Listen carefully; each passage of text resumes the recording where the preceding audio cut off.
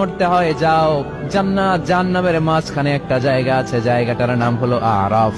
এই আরাফের মধ্যখানে যে দাঁড়া, ওখানে যে মালাকুল মউত কাঁপতে থাকবে। মালাকুল মউত বলবে, আল্লাহ সৃষ্টির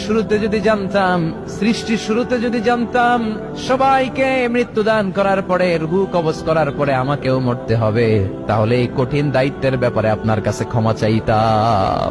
আজকে আমারও যে ভাগ্য বরণ করে নিতে হবে সৃষ্টির শুরুতে, আমি এটা কল্পনাই করতে পারি নাই। আল্লাহ বলবেন, নো টক, মুত ইয়া মালাকুল মউত, মরে যা, মরে যাও।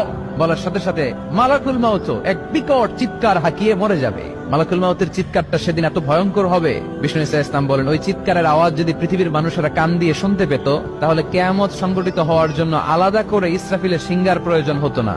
ওই চিৎকারের আওয়াজে প্রতিটা মানুষ কানের পর্দা ফেটে ওই জায়গায় লাশ হয়ে পড়ে যেত। এবার ডানে বায়ে সামনে পেছনে উপরে নিচে কেউ নাই, একজন ছাড়া। জোরে বলতে হবে, তিনি কে?